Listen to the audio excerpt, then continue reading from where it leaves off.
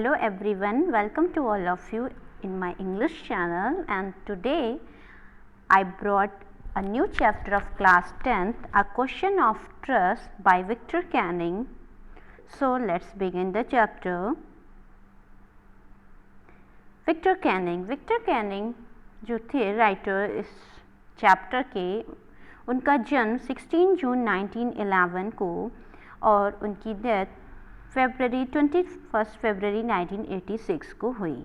ये एक prolific British writer थे जिन्होंने बहुत सारी नॉवेल्स एंड थ्रिलर नॉवेल्स लिखी और उनका नाम 1950s, 1960s एंड 70s में काफ़ी फेमस हुआ। He was personally reticent, writing no memoirs and given relatively few newspaper interviews. उन्होंने कुछ इंटरव्यूज़ भी अपने दिए हैं पेपर्स में। So let's begin the chapter. Horace Danby एक मुख्य पात्र है इस स्टोरी का और वो 50 इयर्स का है जो अभी भी अनमैरिड है। होरेस डनबी एक लॉक स्मिथ है जो ताले बनाता है। वह काफ़ी सक्सेसफुल बिजनेसमैन है और उसके 2 असिस्टेंट भी हैं उसकी मदद करने के लिए। वो काफ़ी गुड और रिस्पेक्टेबल पर्सनालिटी है।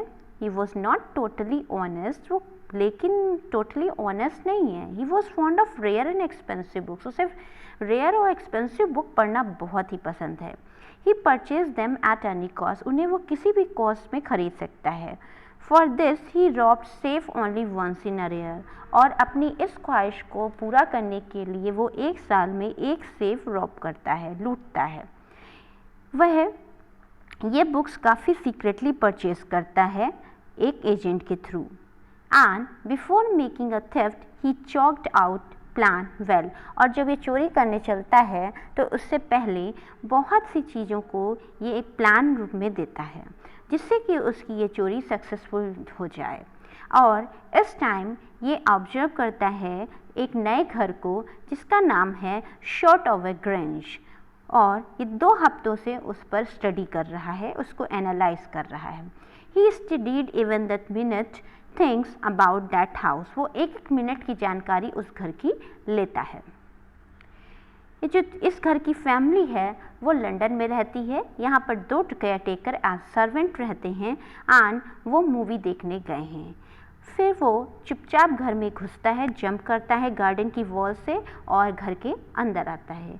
ही हैड टेकन अ की from the kitchen door hook, kitchen door के हुक पे एक की टकी हुई थी, वो वहाँ से लेता है, ग्लव्स पहनता है, डोर खोलता है and he was very careful enough to leave any fingerprints, वो कभी भी कोई भी फिंगरप्रिंट्स नहीं छोड़ता है। देयर वॉज ए वास of flowers on the table, उस टेबल पर एक फ्लावर वास है।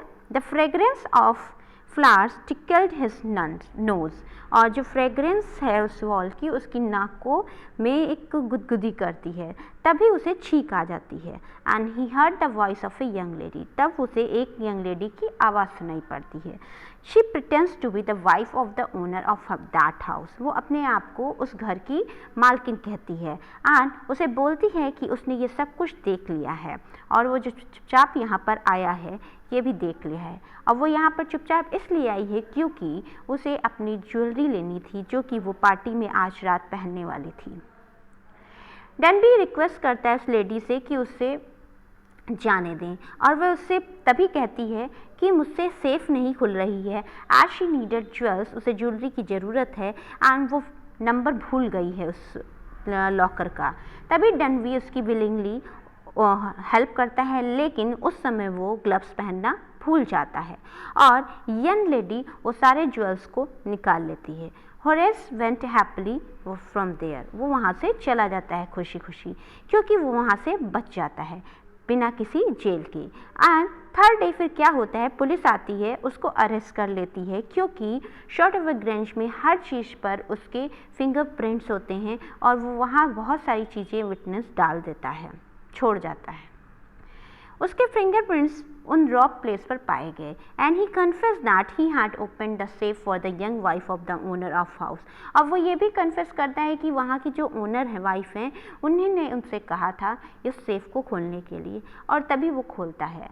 लेकिन सच्चाई तो कुछ और होती है। सच्चाई तो ये होती है कि उसकी वाइफ तो 60 ईयर्स ओल्ड हैं और वो यहाँ रहती भी नहीं है। She said that the story was not true, it was a false story. वो विश्वास कर लेता है उस औरत पर जो खुद ही एक चोर होती है। And no one believed डनवी।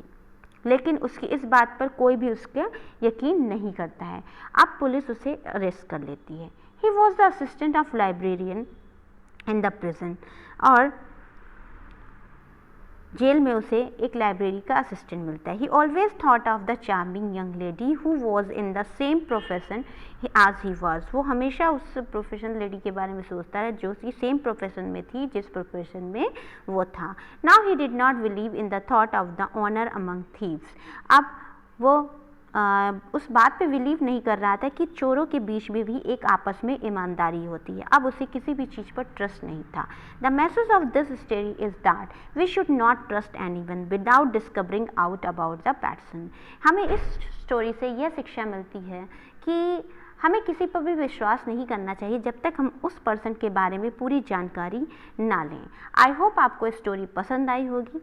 So thank you for watching me, and one more thing, I also uploading my videos in English explanation, so keep watching. If you want to see English version of this video, you can watch my next video. Thank you.